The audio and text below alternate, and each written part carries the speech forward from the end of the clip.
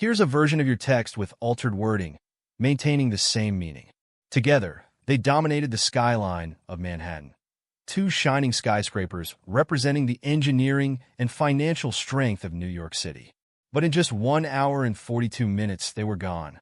I couldn't grasp what was unfolding. It was just too hard to process. 16 acres of Lower Manhattan were left in devastation, as the city and the nation grieved the nearly 3,000 lives lost. I can hear you. The world hears you. And the people responsible for bringing these buildings down will hear us all. After the tragedy, the future seemed uncertain. Following 9/11, an intense debate sparked over what to do with Ground Zero, with everyone voicing their opinion. How could you build on such sacred ground? Many felt it should be left as a memorial. In 20 years, the site was transformed from a desolate pit into the city's newest landmark. It's like a guiding light, a symbol of our city's resilience and ambition. The building almost glows, pulling you in and making you feel a sense of pride. The years-long effort to rebuild was marked by competing ideas, contrasting opinions, and constant delays. In some ways, the process isn't over yet.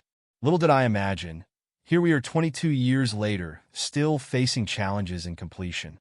If you're a New Yorker who lived through this place could have been inaccessible to many. Emotionally, I lost my sister in the 9/11 attacks. She was a traitor in Tower 2, the South Tower. It's been a bittersweet connection for me to this area, and after the tragedy, I avoided coming here often. Carrie Irvine, a painter, faced the same struggle. After losing her sister, she lost the drive to create. But a friend encouraged her to reach out to the developers of the World Trade Center site. Artists could work in Building 3, where there were 80 stories of creative space. She was drawn to the pool across the street with a perfect view of the Twin Towers. It felt like a sign. For the past 15 years, artists have turned this space into a studio, some letting the weight of the location influence their art, whether intentionally or not. One of them said, "She was my best friend, and it's been incredibly healing for me, life-changing." The construction of the World Trade Center in the 1960s was one of the most monumental events in New York's history. Designing and building it took years and the efforts of thousands of workers. The two towers were massive, soaring symbols of progress and a beacon to the world. The towers were constructed and owned by the Port Authority of New York and New Jersey, and famed Japanese-American architect Minoru Yamasaki secured the design contract in 1962. This original model from the 60s shows how phenomenally large the structure was. The towers began construction in 1968, and when finished, they became the tallest buildings in the world at 1,368 feet, surpassing the Empire State Building by 118 feet.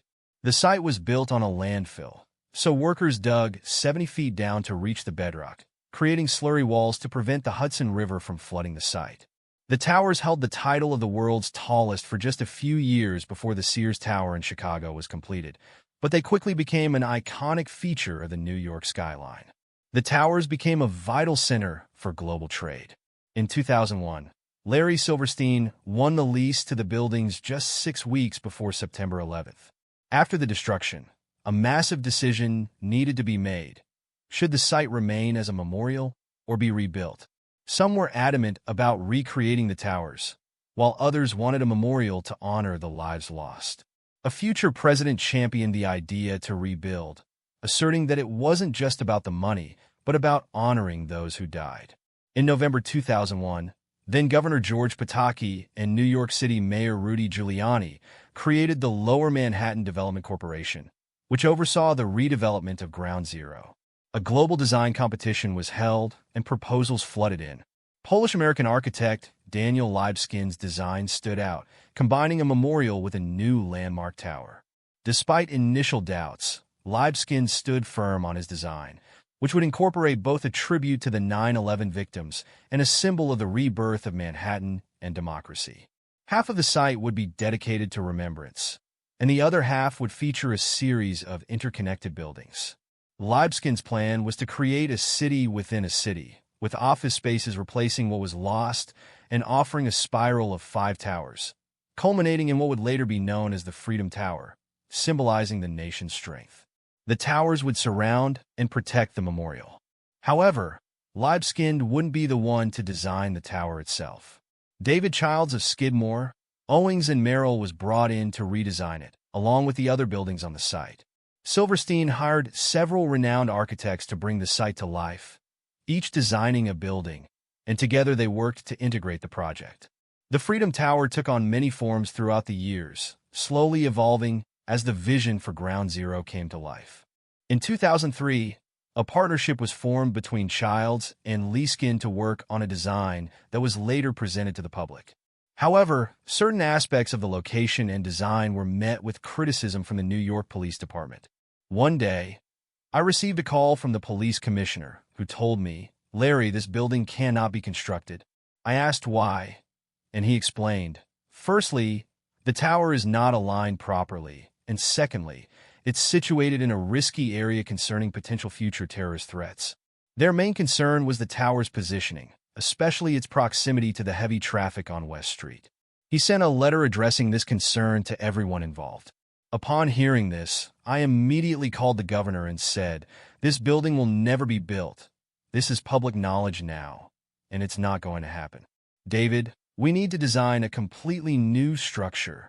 David Charles then proceeded to create a new design that would be considered beautiful. In June 2005, the final designs were made public. While the essence of the master plan remained, the design of One World Trade Center was quite different. Gone were the gardens and the asymmetrical spire. Libeskind eventually sued Silverstein over unpaid fees, but later shifted focus to the overall site and his role in developing the master plan for New York City. The true essence of the site takes precedence, not the egos of architects or Larry Silverstein. It's the site itself that demands sensitive handling. It's important to honor the memory of that tragic day, while also laying the foundation for a future-oriented, vibrant New York. Kenneth Lewis, one of the architects on the project, recalled that from the beginning, they discussed designing an iconic building that symbolized the World Trade Center and the events of 9/11. They envisioned the project as much more than just a rebuilding effort. The construction of One World Trade Center was a complex undertaking that would challenge its builders for nearly a decade. They were building over active train tracks, facing changing leadership in the Port Authority, and yet the constant throughout the process was Larry Silverstein and his team. Building over trains is not something I would recommend. The design's safety features included a robust concrete core made from super high-strength concrete. This safety core housed vital building elements, including water pipes within a cage of rebar, ensuring that no matter the source of a threat, the structure would be protected and people could evacuate safely.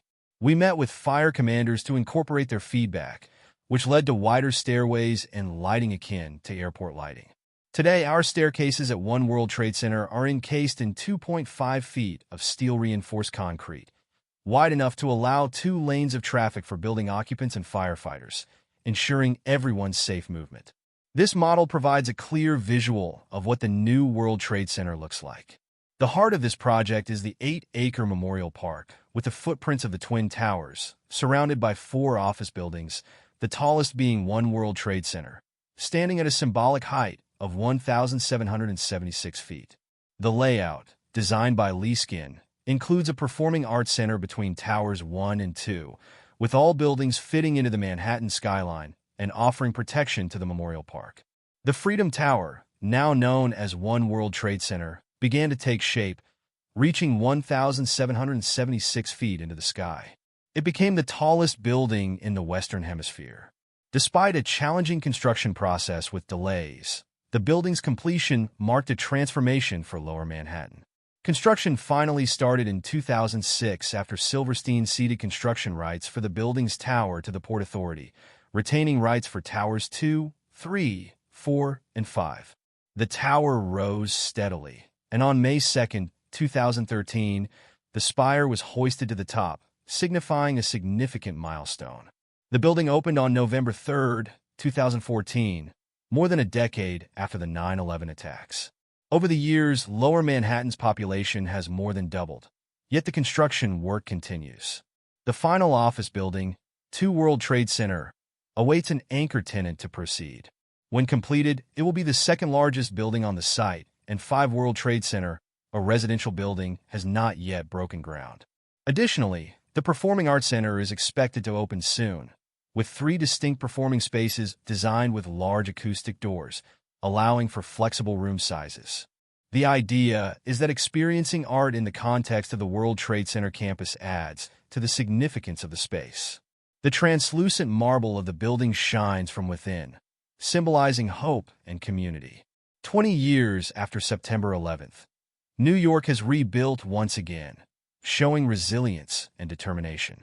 Despite the naysayers, the city continues to thrive, with skyscrapers going up ever higher, none taller than One World Trade Center.